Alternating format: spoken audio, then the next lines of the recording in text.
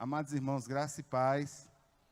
Para mim é uma alegria muito grande poder estar aqui com vocês, para a gente ver esse tema, um tema inusitado. Os temas do CQE me dão, eu acho que é porque eu tenho cara de nerd, aí eles só me dão temas assim. Os temas do CQE, assim, tem uma piada, né? Diz que um pastor do interior que vinha pregar aqui no CQE, é uma brincadeira, viu gente? Preste atenção. Ele encontrou uma lâmpada, aí, assim, o gênio foi, puff. Aí o gênio disse, você só tem uma vontade, um desejo para eu realizar para você. Aí o camarada pensou, aí disse, rapaz, eu queria andar na França, mas eu queria ir com o meu Fusca, eu queria que você fizesse uma ponte daqui em Patos, onde eu estou, lá em Paris. Aí o camarada pensou, rapaz, não tem outro pedido não. Aí o pastor disse, rapaz, eu vou pregar num tema de CQE, lá em João Pessoa, dá para tu me dar um esboço? Aí o gênio disse, como é que é mesmo o negócio da ponte? Para a gente... Porque os temas é tudo complexo. E hoje eu vou falar sobre esse aí, digital influencer, o domínio da mente a favor do mercado de consumo. Eu gostaria de mostrar para os irmãos que, às vezes, aquilo que apresenta para nós de uma forma aparentemente simples, na realidade, por trás, está algo muito maior e muito mais complexo. E esse tema, com certeza, é um daqueles temas que a grande maioria daquilo que vai ser traçado é por observação. Você observa o texto, observa as condições do homem, depois vai observar os princípios da palavra para poder aplicar a essas realidades. São coisas muito atuais que não existem preceitos. Nós vamos estar trabalhando no nível dos princípios. O que é a diferença de um princípio para um preceito? Um preceito, em tese, é aquilo que está proposicionalmente escrito na palavra e tem ordem diretiva direta. Você, por exemplo, quando fala sobre criação de filhos, tem um texto de Efésios que orienta os pais a não desgastarem ou não levarem tanto os filhos à ira. Isso é um preceito, está escrito. Só que para esse tipo de assunto que a gente vai estar falando agora, não existem preceitos. Não tem lá nenhum texto dizendo, você só vai ver o Whindersson às 8 horas da noite na sua... Não existe preceito, nada escrito para esse tipo de coisa que a gente vai falar aqui. Então, teologicamente falando, como é que vai ser feito? Nós vamos observar o fenômeno, e depois de observar o fenômeno, nós vamos, digamos assim, ver do ponto de vista dos princípios da palavra, em que esse fenômeno, ele pode ser positivo, em que ele pode ser negativo para as nossas vidas. Irmãos, na realidade, uma grande parte dessa palestra, com certeza, no seu raciocínio principal, ela vem da última palestra que eu falei aqui sobre a questão das mídias sociais. A gente precisa partir do pressuposto de que existem mudanças sociais causadas pelas tecnologias. O homem faz uma tecnologia e aquela tecnologia modifica não só o estado onde o homem está, mas modifica principalmente o próprio homem que desenvolveu essa tecnologia. Isso parte do conceito de tecnologia. A história do homem confunde-se com a história das técnicas, com a utilização de objetos que foram transformados em instrumentos diferenciados, evoluindo em complexidade, juntamente com o processo de construção das sociedades humanas. Então, por exemplo, nós temos instrumentos que auxiliam no processo de modificação do pensamento coletivo. Como eu falei logo no início, o homem vai estudando processos, estudando meios, desenvolvendo ferramentas. Essas ferramentas, depois de implantadas, elas são implementadas na sociedade, ela coloca a entrar, digamos assim, entrar em vigor, em ação. E a partir do momento que ela começa a modificar realidades, o ser humano, ele começa a se modificar também. Através de um estudo da evolução histórica das técnicas desenvolvidas pelo homem, colocada dentro dos contextos socioculturais de cada época, é que podemos compreender melhor a participação ativa do homem e da tecnologia no desenvolvimento e no progresso da sociedade, enriquecendo assim um conceito que temos a respeito do termo tecnologia. Desta maneira, torna-se notório conhecer que as palavras técnica e tecnologia têm origem comum na palavra grega tekne, que consistia muito mais em alterar o mundo de forma prática do que compreendê-lo de forma profunda. Então, quando a gente fala em tecnologia, estamos falando em ferramentas para modificar. E essas ferramentas já criam essa ideia. A ideia de que o homem, ele faz a tecnologia no seu contexto, no seu tempo, no seu momento. O contexto se modifica por causa dessa tecnologia e a tecnologia modifica o homem, refaz esse homem dentro desse novo ambiente, dentro desse novo conceito. Tecnologia, toda tecnologia faz isso conosco. A gente desenvolve e depois ela nos desenvolve. A gente molda, estuda, coloca os padrões, diz como deve ser, estuda os processos. Depois, na implantação, quando chega na implementação, coloca-se em prática, nós começamos a ver que precisamos modificar alguns aspectos de nós, e assim a sociedade, no seu tempo, na linha das ferramentas, vai modificando a sua cabeça, o ambiente, a cabeça, o ambiente modificado, novas ferramentas, novos pensamentos, novas estruturas. Quer ver? Olha só, vou colocar aqui algumas ferramentas. Eu gostaria que você remetesse na sua mente, na época dessa ferramenta, a importância que essa ferramenta tem para a sociedade. Por exemplo, vamos ver aqui alguns exemplos. Máquina a vapor. A máquina a vapor foi uma máquina tão importante que atribui-se a essa máquina, nada mais, nada menos, que uma revolução, a Revolução Industrial. Então, a partir do momento que essa máquina, depois de concebida, depois estudada, inicia todo um processo, e esse processo de industrialização, a partir disso daí, na sociedade cria a ideia da economia de escala, a economia de escala se desenvolve, a tecnologia para a administração se desenvolve, as tecnologias de produção se desenvolvem a partir disso. Antigamente, era aquele homem artífice que, por força do seu trabalho, por exemplo, o alfaiate, quando ele fazia a camisa toda. Agora, em função dessa mudança, a sociedade modifica-se. Aquele cara, para ele poder viver, ele vai ter que se inserir dentro de um mercado de produção, onde, ao invés de construir a camisa toda, agora ele vai ser especialista em bolso. Ele só bota bolso por causa da economia de escala. Então, perceba que uma máquina, ela gerou uma modificação.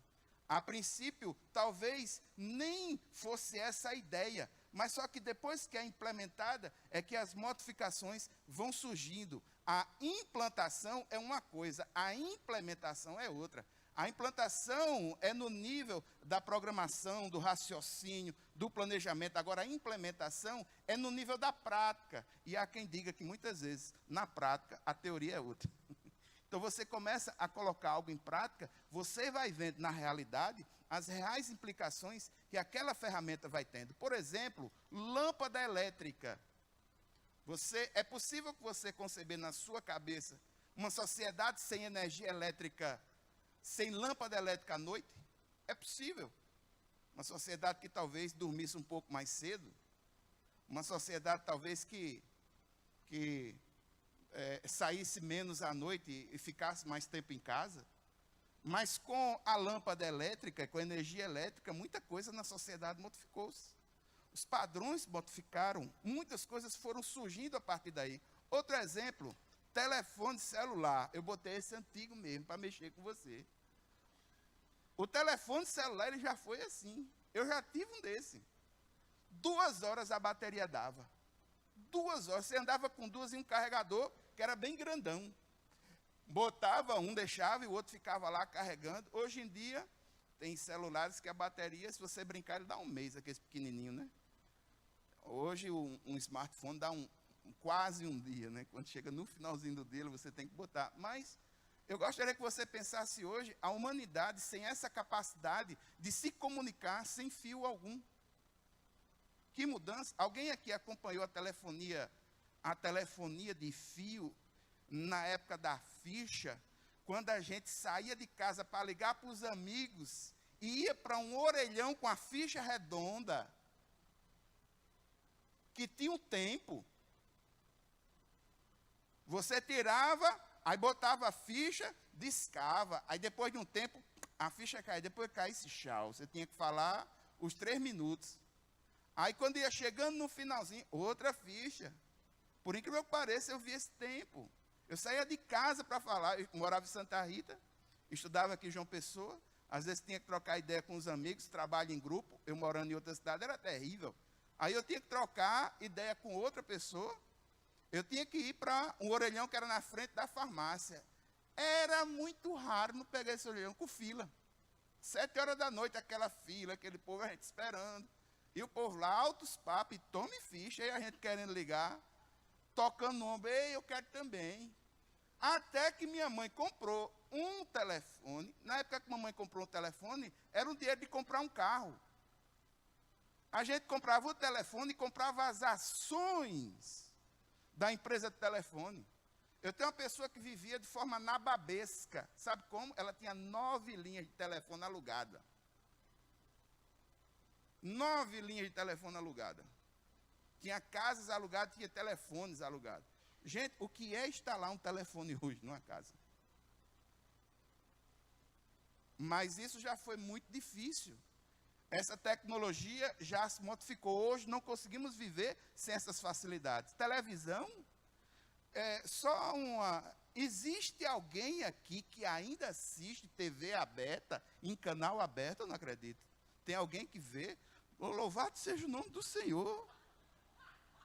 É difícil, por quê? Porque as pessoas hoje já não se satisfazem mais com a TV aberta. E algumas dessas TVs, que antigamente, em tese, eram mídias deslocadas praticamente para toda...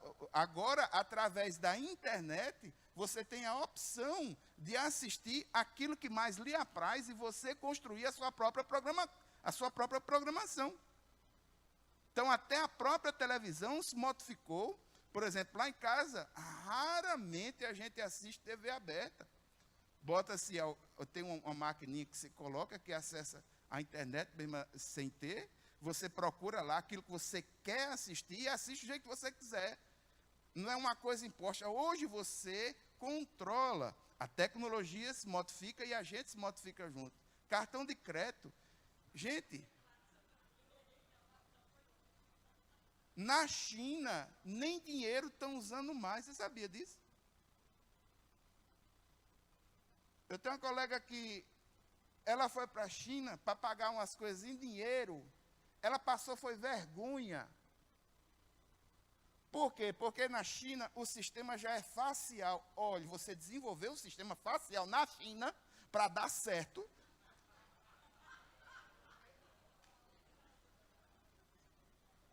Ela foi pagar um negócio com dinheiro, uma passagem, um troço lá de trem para chegar num povoado lá. Ela foi pagar com o dinheiro, a moça olhou para ela e disse, moça, a gente não está usando isso mais não. E como é? Não, é um sistema pela internet, você faz um cadastro no banco eletrônico pela internet, coloca a sua fotografia, certo? E já existe o sistema de reconhecimento de face. Você paga com a sua cara, manda um aviso para o seu celular e você confirma a saída de dinheiro da sua conta. Esqueça cartão de crédito. Isso é coisa do passado. Isso é coisa do passado, esqueça. Vai chegar por aqui, viu? Vai chegar por aqui. Computador. Pelo amor de Deus. Quando eu trabalhava no banco, os computadores que tinham eram mainframes, eram uns computadores bem grandões, que ocupavam nada mais nada menos com a sala dessa aqui, para fazer o que hoje é possível que um smartphone tenha mais memória do que o computador que eu utilizava no banco em 1990. A tecnologia muda, as coisas mudam. Quando houve a mudança dos computadores no banco, 275 pessoas perderam emprego, que era a empresa que eu trabalhava. Mudou toda a arquitetura de tecnologia. Mudou tudo. E a sociedade vai se modificando. Internet. Você sabia que no início da internet, houveram pensadores que disseram, isso nunca vai dar certo. Agora, a tendência é tão forte que nós já estamos partindo para um novo padrão de pensamento, a internet 4.0, que é a internet das coisas. Esteja preparado. Se prepare, se qualifique, porque profissões vão desaparecer. E não são profissões simples, não. É possível que profissões que hoje nós temos como altamente importantes, simplesmente desapareçam. Na versão internet 4.0, se você cadastrar a sua dieta lá na geladeira, que já está ligada à internet e que já conversa com o nutricionista que passou para você, você chega na porta da geladeira, você já tem lá o que pode comer ou não. Abriu a geladeira, pegou um troço que não pode comer, aí a geladeira começa. Tom, tom, tom. Isso vai dar cacete lá em casa. Se eu quiser comer um negócio mais menino. Mas a internet das coisas está chegando aí. A nova revolução. A máquina pensando por você, inteligência artificial. Foi concedida uma comenda que é dada a humanos, foi concedida recentemente a um robô. Alguém que nada mais, nada menos consegue conversar com você. Isso vai dar um piripaque tão grande. Na internet já teve pessoas que se casaram com pessoas virtuais. Bonecos. Existem bonecos que conversam no nível de inteligência como se fosse uma pessoa, um ser humano conversando com o outro. E num nível de profundidade razoável. As pessoas vão estar se modificando, as tecnologias se modificam. Rede social, pelo amor de Deus. Aí, a rede social foi a última palestra que eu dei aqui e que tem como base esse raciocínio. Nós fazemos uma tecnologia, aquela tecnologia nos modifica. A rede social, ela se desenvolveu, essa foi uma das primeiras redes sociais, chamada Orkut, era uma rede fechada. E agora você tem as redes chamadas redes abertas, que são maiores, bem mais amplas. Quando a rede saiu de fechada para aberta, essa rede fechada, o Orkut, morreu, acabou-se. Havia uma ética dentro do Orkut que, em tese, não é a mesma que ocorre hoje numa rede aberta. Qualquer pessoa pode seguir quem quiser. No Orkut, não. Havia um convite. Você tinha que ter o e-mail de alguém para mandar o convite para poder se inserir. E todas as pessoas que lhe visitavam, em tese, você sabia, porque o Orkut lhe dizia, você foi visitado por fulano, você foi visitado por fulano, foi visitado por fulano. Ninguém queria isso, por quê? Porque os maridos queriam ver como é que estava a namorada que no passado deixou. Agora, deixa eu ver como é que está a fulana. Será que ela está bem? Será que ela está melhor? Como é que ela está, como é que ela vai e tal. Aí ia para o Orkut, aí gerava o logzinho lá no Orkut, se arrebentou, porque depois a esposa pegava, precisava nem dar o Ctrl H lá no browser para verificar o histórico do cara, porque já estava lá registrado, era cacete e pau. Agora não. Tem como descobrir? Tem, mas precisa de ferramentas auxiliares, ficou mais difícil. Mudou. Aí o que tem de gente verificando os relacionamentos do passado, se o camarada está na porcaria ou se está bem, é um monte. Um monte. Gente, redes sociais. Crescimento das redes sociais se dão em função dessas coisas mesmo. Vamos ver aqui, vamos analisar algumas coisas desse fenômeno. Crescimento das mídias sociais. Quais são as molas propulsoras desses crescimentos de mídias sociais? Em primeiro lugar, uma necessidade de afeto e de atenção. Por incrível que pareça, apesar do aumento populacional, o aumento de densidade populacional, a quantidade de pessoas aumentando, os relacionamentos eles são mais superficiais e mais difíceis, levando em consideração segurança, levando em consideração ritmo de trabalho, orbitagem de trabalho, rotinas individuais, pessoais. As pessoas hoje se conversam menos e conversam de uma forma mais superficial e quer queira, quer não, ficam lacunas que às vezes são preenchidas nessas propostas virtuais. Compartilhamento de afinidades e de tendências. A pessoa quer saber, em tese, se nesse mundão da internet existem pessoas que pensam como ela, faz uma pesquisa, associa-se a um grupo, segue um grupo, e por aí ela vai desenvolvendo os seus raciocínios. Curiosidade sobre a vida alheia. A fofoca, ela aumentou muito. O número de fofoqueiros aumentou, porque em tese, se você olhar para o passado e verificar que o fofoqueiro ficava observando a vida alheia para dela falar, agora está muito melhor. Agora só tem uma coisa, o fofoqueiro é virtual e a vida da pessoa também é virtual.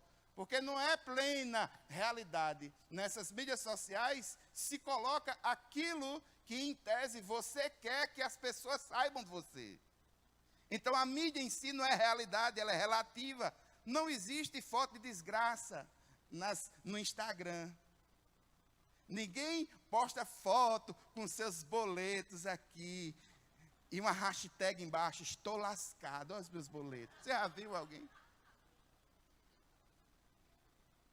Ninguém posta vídeo de 1 minuto tentando vestir uma calça que não cabe mais, deitada na cama para o busto descer, subindo assim. Ninguém posta esse tipo de coisa.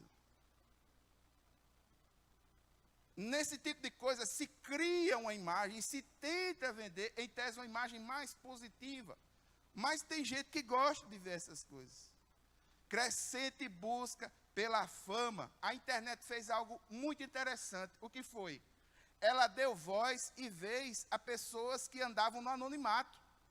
Então, pessoas do anonimato, de uma hora para outra, hoje podem ser famosas, desde que faça algum troço que caia na graça do povo, viralize e caia na graça do povo. Foco no mundo das ideias, porque todas essas tecnologias, elas têm como objetivo achar um espaço na sua cabeça e identificar como é que você pensa. Avanços tecnológicos dão molas propulsoras para que essas redes sociais elas cresçam. Existem pontos positivos? Sim. Quais são os pontos positivos? Nós temos acesso sempre a notícias diversas e atualizadas. Não é como antigamente. Antigamente, as notícias corriam de uma forma mais lenta. Hoje, nós temos notícias específicas, diversas e de forma mais atualizada e rápida, e que atenda às nossas necessidades. Comunicação e tecnologia sempre em desenvolvimento. Você não pense que essas coisas estão paradas, não. Tem gente já pensando novas tecnologias e daqui para frente a tendência é que essas novas tecnologias aumentem ainda mais as capacidades de comunicação. Relacionamentos de amizade. Sim, eu tive a possibilidade de, depois de 30 anos, eu estudei aqui na Escola Técnica Mecânica. Minha turma é de 80, estudou de 86 a 88. Nós podemos comemorar, fazer as comemorações de 30 anos de turma. E onde foi que a gente achou toda a galera? Achou pelas redes sociais, as amizades, os nomes, as buscas. Conseguimos achar gente no Brasil inteiro. E conseguimos achar, inclusive, aqueles que estavam no exterior. Tem um ponto positivo? Tem, isso é fantástico. Informações missionárias. Quem utiliza a internet com objetivos missionários, sabe que hoje as informações sociais, informações missionárias, estão chovendo. A mídia não utiliza muitas delas, não sei porquê, deve ter uma razão filosófica para isso, mas o fato é que a gente está sabendo hoje o que acontece na perseguição de cristãos em lugares que a gente não sabia, que até tinha igreja do Senhor lá. Acesso a bons cursos e boas mensagens. De fato, irmãos, é um ponto positivo. Tem muita tranqueira, tem muita porcaria na internet? Tem. Mas se você souber pesquisar, se você tiver crivo para fazer pesquisas na internet, você vai achar bons cursos. Eu vou dar um exemplo de um curso que eu fiz para acompanhar pessoas, um curso chamado Aprendiz 7, foi proporcionado pelo Senado Federal para o acompanhamento de pessoas dependentes químicas. O Senado proporciona esse curso, faz online, você tem o direito a obter o certificado, a certificação. Isso é um ponto positivo? É. Eu aprendi a fazer feijão. De uma hora para outra, minha esposa teve que, na hora do almoço, levar a marmitinha dela para trabalhar, tal, e a gente, houve uma modificação na família, eu tive que, naquele momento eu só sabia cozinhar o arroz, macarrão ainda me atrevia, mas o feijão nunca. E agora? De uma hora para outra eu tenho que aprender agora feijão. Não teve boquinha. Fui lá para o YouTube, como fazer feijão. Vi uns 4, 5 tutoriais e fiz um feijão e hoje me arrebentei, porque o meu feijão está melhor que o da minha esposa. Aí agora ela não quer mais cozinhar. Houve uma mudança terrível. Mas houve uma mudança. Ou seja, as tecnologias nos modificam o nosso estado de ser.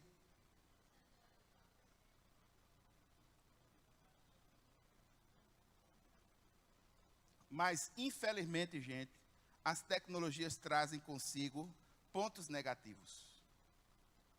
Os pontos negativos das tecnologias, as chamadas cyberdoenças, problemas de postura. Muitos jovens hoje encurvados em função do celular em suas mãos. Muitas pessoas que passam um tempo significativo com a cara nas telas dos computadores, trazendo ressecamento dos olhos. Minha esposa trabalha como atendente numa clínica oftalmológica. Hoje, em termos percentuais, é possível dizer que pelo menos a metade dos jovens que lá vão com os olhos irritados e vermelhos tem a ver com o olhar fixo ou no smartphone ou numa tela de computador durante horas e horas. Compra-se um lubrificante, que é uma lágrima artificial, a pessoa utiliza, volta ao normal. Mas isso são doenças, fora, gente, doenças psicológicas oriundas desse tipo de tecnologia. A gente convive muito com o celular, convive muito com as redes sociais, chega a um certo ponto que nos causa o frisson da ansiedade. Eu não sei se já aconteceu com você, comigo já aconteceu muito. Na minha cabeça, eu tive certeza que meu celular tinha tocado, mas quando eu cheguei lá, ninguém tinha tocado. Ninguém tinha me chamado. Mas na minha certeza, eu tinha certeza de que eu tinha ouvido o meu celular me chamando. E olha que o toque do meu celular é um toque muito peculiar, muito particular meu. Mas mesmo assim, fica aquela coisa dentro da cabeça. Rapaz, alguém me chamou. Você vai lá, ninguém. Você sabia que isso é indício de um problema? Sabe o que é que as pessoas que mexem com tecnologia, os psicólogos estão orientando? Que constantemente a pessoa modifica o toque do celular para retirar esse sentimento que ela tem. Porque associa-se à ansiedade e a pessoa ouve mesmo.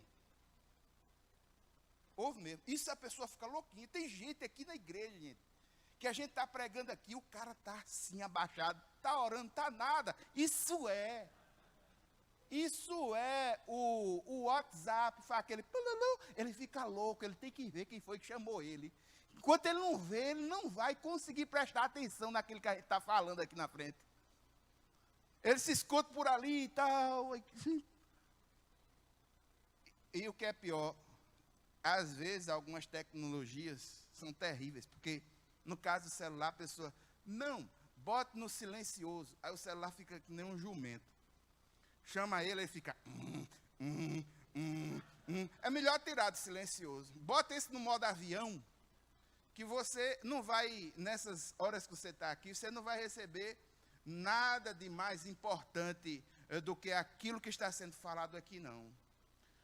Uma vez eu participei de uma palestra de um filósofo em São Paulo. Era uma palestra fechada para um grupo de executivos e eu tive a possibilidade de participar dessa palestra. Um cara até conhecido aqui no Brasil. Ele fechou a porta. Aí disse, eu vou começar a palestra agora. Eu gostaria que vocês colocassem o celular de vocês ou desligado ou no modo avião. Aí quando ele virou para ajeitar as coisas da palestra, aí teve um bonitinho lá atrás que fez assim, e se morrer alguém? Ele olhou para o cara e disse, você pode mostrar as suas 2 mãos? Aí o cara fez assim. Aí ele disse, olha, se morrer alguém, você não vai poder fazer nada, porque o único que pode fazer, ele tem as mãos furadas. Ninguém disse mais nada. Acabou-se. Essa ansiedade. Se morrer, gente, não vai ser meia hora ou 1 hora daquilo que você está aqui, que vai modificar nada. Nós não temos como modificar, a não ser nós mesmos em relação às decisões que nós precisamos tomar. Má circulação das pernas, olho seco, problemas psicológicos, fakes, perda de noção da realidade. O mundo virtual trouxe virtualidade à integridade das informações. Você hoje recebe informação que você tem que checar em vários lugares diferentes para saber se de fato aquela informação ela é verdadeira ou não. E dependendo do tipo de informação que a gente recebe, tem que verificar mesmo. Tem que verificar mesmo. Fakes, pontos negativos, imediatismos. A tecnologia, ela é rápida. E a gente, do mesmo jeito que recebe uma coisa rápida do computador, nos nossos relacionamentos, a gente começa a exigir que o outro se desenvolva do mesmo jeito em relação a gente. Então, a gente começa a ser imediatista e começa a exigir desempenhos baseados nessa noção irreal de retorno que os computadores dão nas suas soluções. Os computadores são bem mais rápidos no desenvolvimento de alguns processos e dão retornos muito mais rápidos sobre certas coisas. Só que às vezes a gente quer repassar isso para os relacionamentos, exigindo das pessoas essa mesma rapidez que a gente quer que os computadores, que as coisas façam para nós. Vocês nunca, assim, para a gente ver, quando a gente se acostuma com uma tecnologia, como é difícil regredir. Eu não sei se alguém aqui teve internet a linha de escada pelo IG, que era de madrugada que a gente pegava porque era mais barato. Primeiro, criava logo um problema dentro de casa porque aquilo não era silencioso. A peste do morto parecia um curió. Alguém, não sei se você se lembra disso. Aí quando entrava na internet que a gente conseguia, vibrava. Tinha que ter uma conta no IG, vibrava. Aí, eita, começava a ver. Gente, não tinha, nessa época, a internet tinha pouca mídia de vídeo. A grande maioria das coisas eram texto e fotos. E a gente levantava as mãos para o céu, porque conseguia acessar essas coisas. Conseguia acessar o KD, kd.com.br, que era o principal mecanismo de busca brasileiro, ia ver os sites e conseguir fazer as coisas. Hoje em dia, aqueles que têm internet através de laser, né, de fibra ótica na sua, ele simplesmente não admite uma perda de velocidade. E aqui para nós, viu, gente, eu já tive eu acho que a grande maioria desses servidores de internet, eu já fiz contrato com eles. Eu vou dizer uma coisa que eu notei, não sei se acontece com vocês. Quando a gente faz um contrato com um servidor desse, os 2 primeiros meses a internet é uma bala. Aí quando vê que não vai suspender o contrato, eu acho que tem uma programação, um algoritmo, alguma coisa nesses, todos eles. Do 3º mês para frente, meu filho, sua internet não vai funcionar mais do jeito que era, não. Se acostume que é desse jeito mesmo. E pelo menos todas as que eu fui foram assim. Só falta eu testar uma, que é a que é direta via satélite. Agora só não testei ainda porque é muito cara. Muito cara. Mas o resto de Oi, de TIM, de Vivo, tudo do mesmo jeito. Você, os 2 primeiros meses, show! Aí depois que a fatura está bem bonitinha, se você botou no débito automático, pode ter certeza, meu filho, vai dar problema. E cai, e não funciona, e chama não sei quem, reseta modo. É assim mesmo, isso é a tecnologia. Imediatismo, mau uso do tempo. Ano passado eu fiz uma pós-graduação. Como foi que eu fiz a pós-graduação? Simples. Eu regrei o tempo de ver internet e redes sociais em 15 minutos por semana. Eu fiz uma pós-graduação de 360 horas. Irmãos, há quem diga o seguinte, há quem diga que a internet será uma das grandes prerrogativas no final dos tempos, das coisas. Rapaz, o que foi que você fez com o meu tempo? Ah, Senhor, eu não tive tempo para ti. Eu acho que a internet vai pegar muita gente. Porque nós não conseguimos gerenciar o nosso tempo. E aqui um macete bem simples. Se você não vai para a internet, se você for para a internet, você precisa ir com os objetivos bem definidos. Atingidos os seus objetivos, desligue e vá fazer alguma coisa melhor com o seu tempo. Se você não tiver os seus objetivos bem definidos, os padrões de pesquisa neurais, mentais, dos algoritmos, eles são construídos para fazer com que você não saia do lugar onde você está. Uma coisa puxa a outra, uma coisa puxa a outra, um assunto puxa o outro, um clique puxa outro, uma promoção puxa outra. Quando você olha para o relógio, passaram-se 4 horas. Existem crianças que estão jogando online, esperam os pais dormir, começa a jogar de 1h da manhã, passa de 1h da manhã, aí vai direto para a escola sem dormir. Olha os olhão, o que é que tem que fazer? Tire essa peste desse computador, desse smartphone, bote na sala. Bote em algum lugar em que você tenha acesso e faça o controle, porque senão o seu filho vai se acabar. Porque a internet, ela é construída para ter um domínio, um espaço na sua cabeça. Os hipertextos, o que é um hipertexto? Você vê um texto em um determinado ponto, aquele texto te abre novas possibilidades. Dependendo da quantidade de hipertextos que você tiver, da sede que você tem de informações, uma coisa vai puxando a outra, uma coisa vai puxando a outra, uma coisa vai puxando a outra, você vai lendo, vai vendo, vai lendo, vai vendo. Quando você olha no relógio, 3 horas. Produtividade. Meu Deus, o que foi que eu construí com a informação que eu recebi? Nada. Um dos grandes educadores citou, ele tratou das bases para a educação do século XXI. O nome do cara, Jacques Delors. Ele definiu as bases para a educação do século XXI em 4 atitudes. Primeiro, aprender a aprender. Ou seja, eu preciso aprender e aprender a aprender as estruturas de conhecimento, a árvore de conhecimento e a base de pesquisa, eu preciso saber, mas eu não preciso ter acesso do conhecimento todo, só aquilo que deve ser aplicado à minha necessidade e à minha realidade. Quando eu tenho mais informação do que eu preciso, essa informação se transforma em lixo mental. Eu tive tempo para pegar essa informação, gastei tempo para pegar a informação, gastei recurso para armazenar a informação, uma coisa que eu não vou utilizar.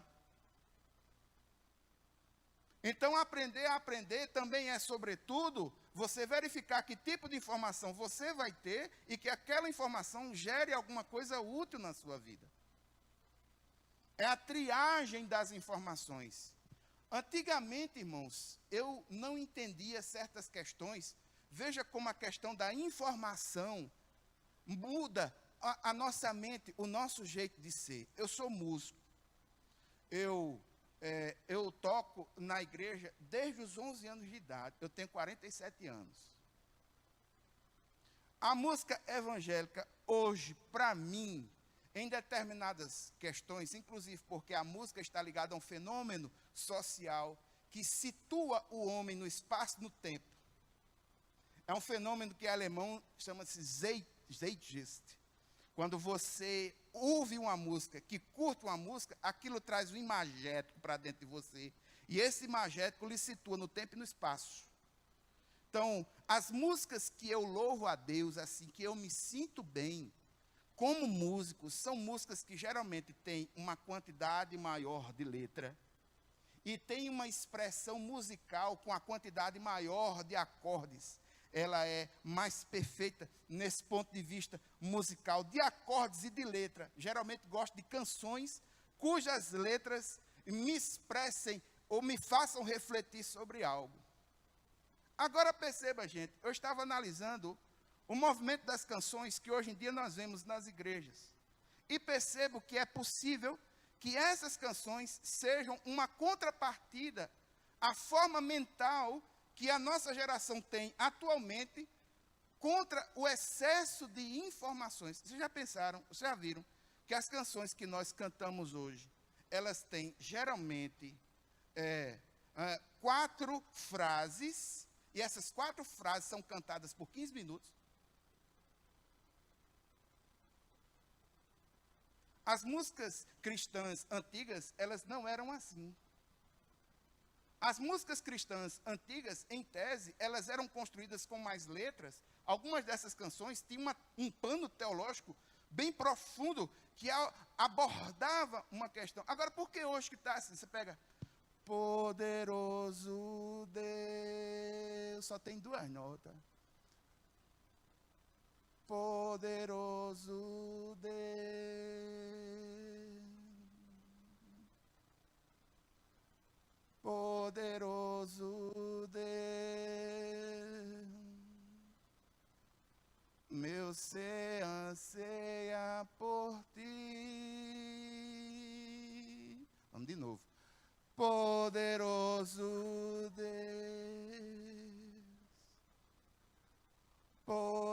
Eu estava analisando esse fenômeno. Primeiro, o fenômeno da postura. Perceba que muitos já cantam com uma postura de hipnose.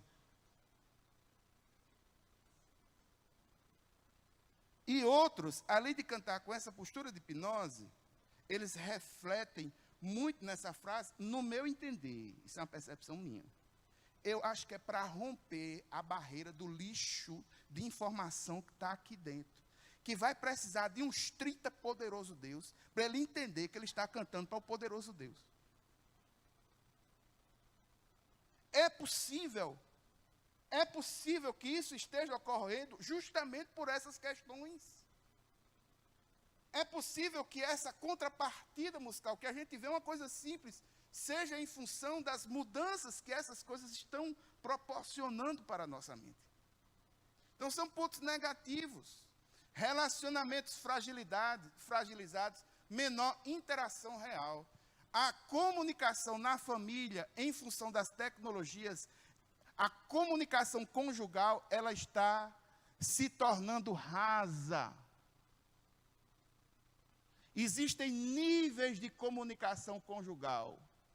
A verdadeira comunicação conjugal é aquela que é feita com um coração, de coração para coração, onde uma pessoa pode expressar os seus sentimentos, os seus pensamentos, e a outra pessoa pode receber e vai entender, não vai criticar e vai ajudar, independente do pensamento que seja.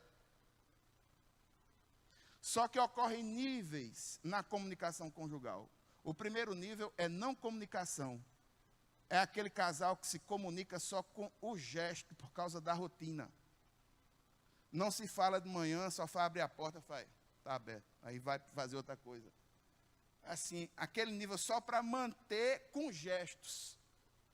O outro é aquele nível de comunicação para auxiliar na rotina, só que um pouquinho mais de fala. Já dá um bom dia, vamos lá, já tocou, vamos preparar, prepare isso, eu preparo aquilo. Toda a comunicação é voltada para a manutenção da rotina do dia a dia. Segundo nível de comunicação, no caso o terceiro, primeiro, segundo, terceiro nível de comunicação é quando alguém se atreve a falar sobre algum aspecto da sua vida. Como foi seu dia hoje? Hoje não deu certo. Aconteceu esse problema, aconteceu esse problema. Perceba que a pessoa começa a abrir o seu coração.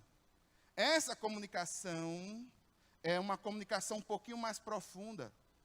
Mas tem uma outra comunicação, um outro nível de comunicação, que é o nível 4, que é o mais profundo. É quando a pessoa tem liberdade de conversar com o outro, no nível do relacionamento, e sabe que vai ter um feedback positivo.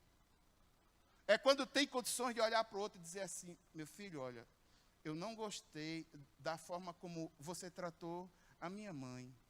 Não gostaria que você tratasse assim, assim, assim. E a pessoa vai receber essa informação e diz, puxa, me desculpe, eu não tinha percebido. E vão tratar aspectos do relacionamento que de alguma forma podem trazer algum tipo de exposição, ou de dor, ou de mudança que a alma precisa. Isso é um quarto nível, é um nível profundo de comunicação. O que é que a tecnologia provoca nos relacionamentos? As comunicações se tornam mais superficiais. As pessoas estão mais superficiais.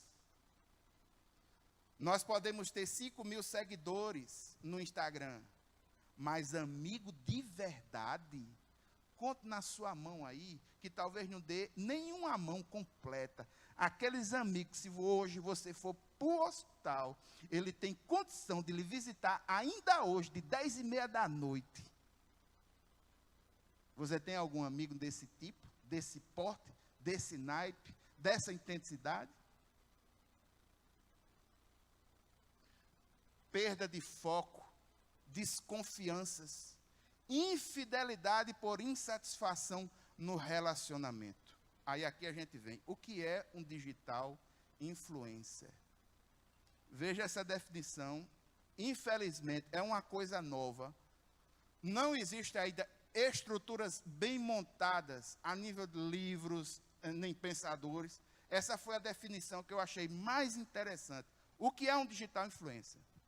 Digital influencer é um perfil famoso em redes sociais que estabeleceu credibilidade em um nicho de mercado específico e, por ter acesso a um grande público nessas plataformas, possui a capacidade de influenciar outros usuários, ditar tendências, comportamentos e opiniões, podendo monetizar essa influência em ganhos financeiros.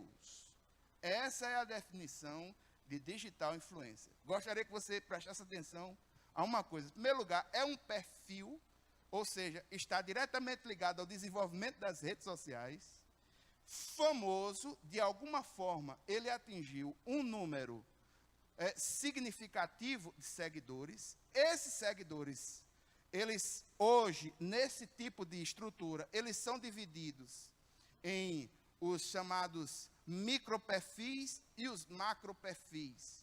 O primeiro macroperfil brasileiro é de 2010, um cara chamado PC Siqueira, que atingiu 2,5 milhões de usuários. São os grandes influenciadores. Mas existem também os pequenos influenciadores. Aqueles que têm um número reduzido, mas conseguem influenciar aspectos desse pequeno nicho. A palavra X está aí. Nicho de mercado. O que é um nicho? É um mercado muito específico, que tem um interesse muito específico e que aquela pessoa constrói o seu conteúdo para atender às demandas daquele nicho específico.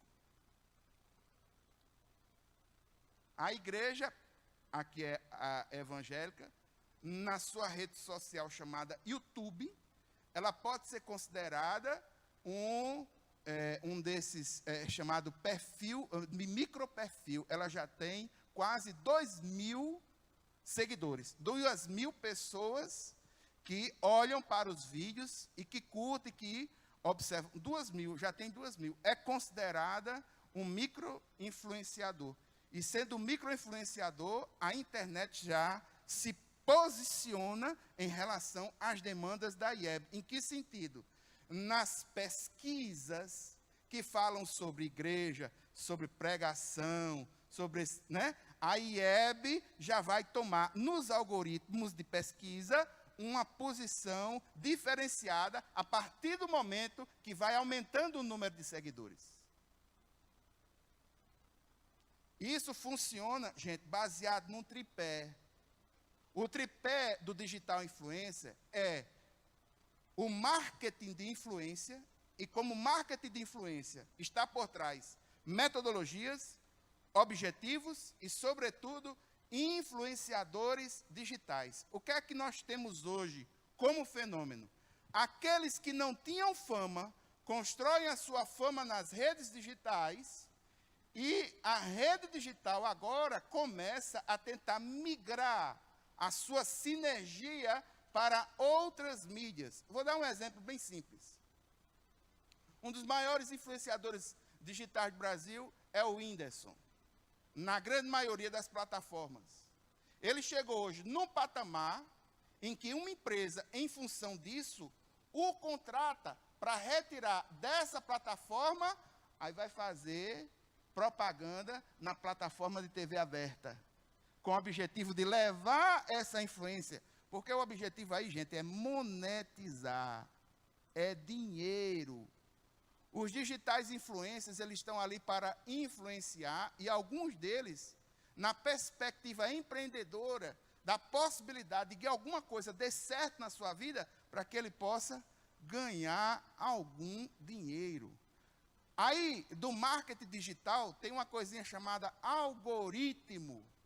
O que é isso? Quando você entra numa rede social, o seu perfil ele é analisado por algoritmos, pessoas que constroem perfis de pesquisa e começa a sugerir para você coisas que talvez seja do seu interesse.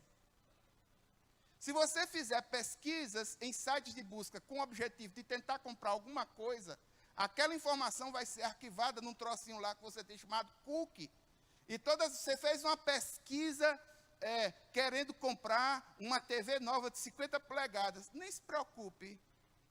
Porque aquela pesquisa que você fez, o raio do site que você for abrir agora, vai vir com a propagandinha da TV, lá em algum lugar, em promoção, em algum lugar. Aquilo é um algoritmo que está ligado ao teu perfil. E se você faz conjugação de um perfil com outro, aí se prepare. Você recebe na internet, você recebe no e-mail, recebe no celular, recebe tudo que é lugar até comprar. Porque o objetivo é a monetização.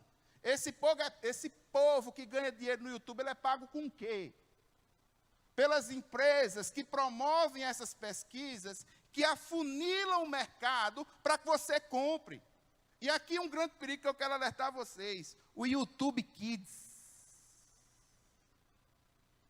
Muitas mães que, por questão econômica, não conseguem aqui e ali estar diretamente com seu filho, recorre à babá eletrônica, a TV. Aberta já não presta. Não, vou dar o celular. Bota no YouTube Kids para ver a Peppa. Aí começa a pesquisar no YouTube Kids, dependendo da quantidade de visualizações que aquele vídeo teve, vai surgir uma propagandazinha para a tua filhinha ver. Propaganda de quê? Uma boneca, que depois ela vai dizer, olha mamãe, compra para mim. E já desde cedo, os nossos filhos são acostumados a andar dentro dessa questão do consumo. A mídia provoca o consumo, a mentalidade consumista. E na cultura pop, por quê? Porque aquilo que viraliza, ela precisa ser popularizada. Quando uma coisa é popular ao ponto de atender as necessidades que viralizou, com certeza, é algo que está inserido como uma leitura de uma cultura no nicho que se amplia. Esse é o tripé do digital influencer. E aqui alguns números que eu gostaria de compartilhar com vocês. Eita, passou. Ah, meu filho, volte.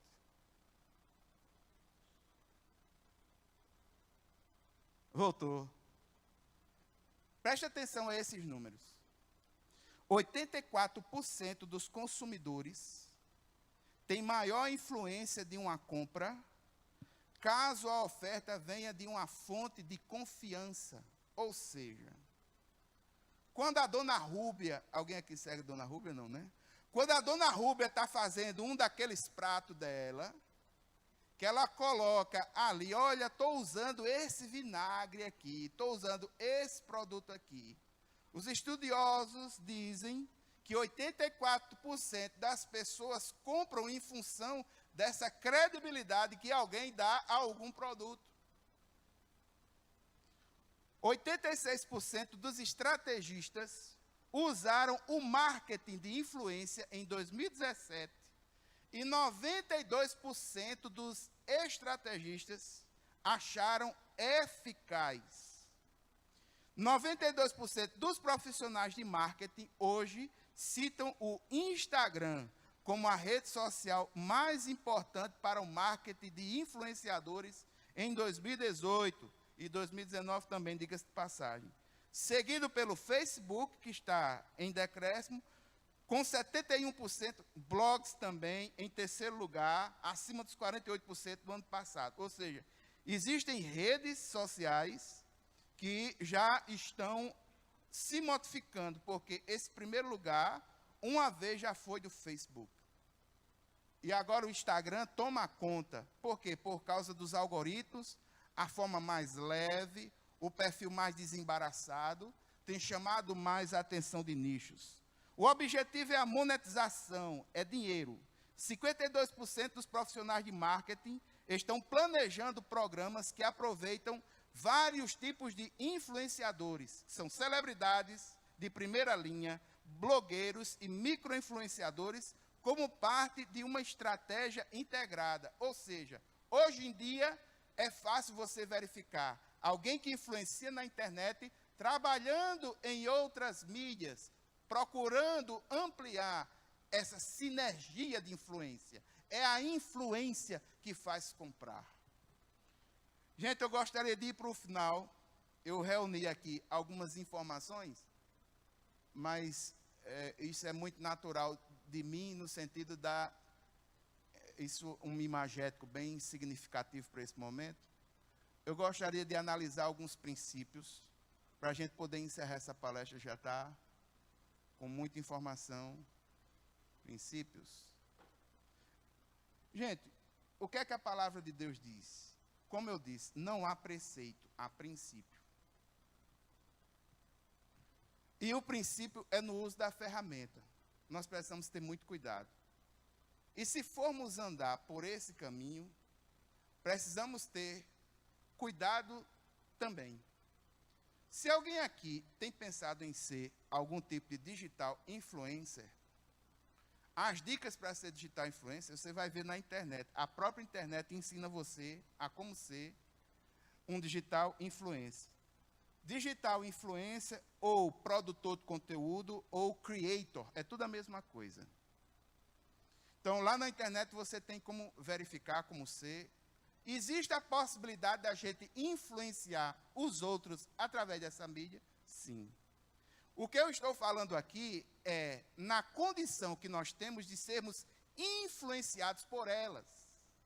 E, neste sentido, a orientação que a gente dá, baseado nos princípios bíblicos, é a orientação de controle. O texto, em 1 Coríntios, no capítulo 6, os versículos 11 e 12, Paulo diz assim: Mas vocês foram lavados, foram santificados, foram justificados no nome do Senhor Jesus Cristo e no Espírito de nosso Deus. Versículo 12. Tudo me é permitido, mas nem tudo convém. Tudo me é permitido, mas eu não me deixarei que nada me domine, ou que nada domine.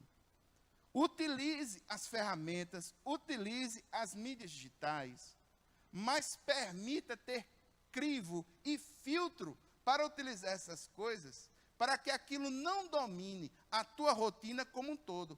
A partir do momento que você perder esse domínio, com certeza irá atrapalhar a sua vida, e se você insistir nisso, poderá se transformar numa patologia, poderá se transformar num problema. O texto também nos orienta em 1 Coríntios 10, 23. Tudo me é permitido, mas nem tudo convém. Tudo é permitido, mas nem tudo edifica. Nós precisamos ir para a internet com um objetivo muito bem definido. Se a gente não vai para a internet com um objetivo definido, ao invés de navegar na internet, a gente afunda na internet. Perde o foco, perde a noção de tempo e cria lixo mental com muita facilidade.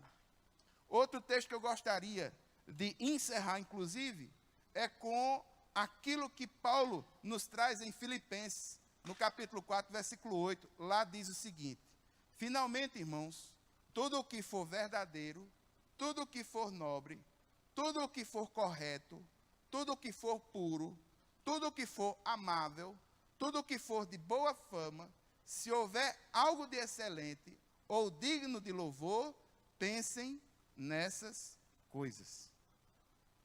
Do ponto de vista do relacionamento do casal, muitas vezes o excesso de acesso às mídias sociais importam para nós perda de tempo, perda de foco, comunicação interrelacional superficial.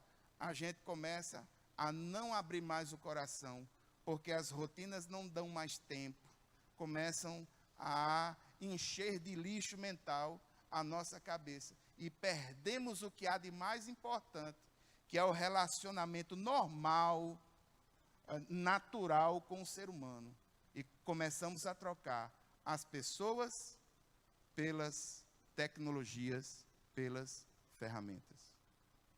Eu gostaria de orar.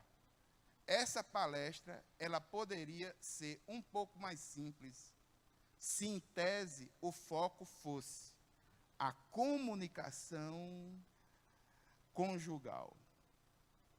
E eu colocar esse assunto como uma das coisas que atrapalham na comunicação conjugal.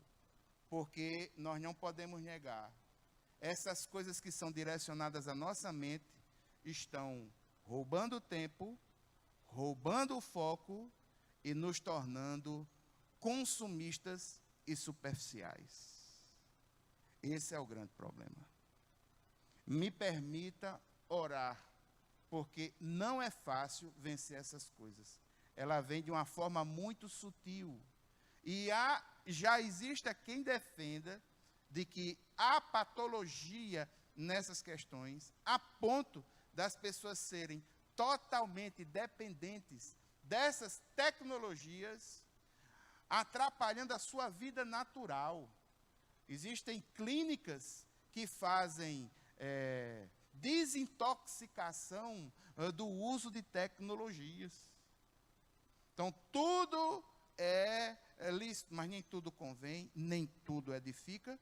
E eu preciso levar para a minha mente coisas que sejam construtivas e que tenham esse crivo verdadeiro, nobre, correto, puro, amável, de boa fama, excelente, digno de louvor. São 8 características.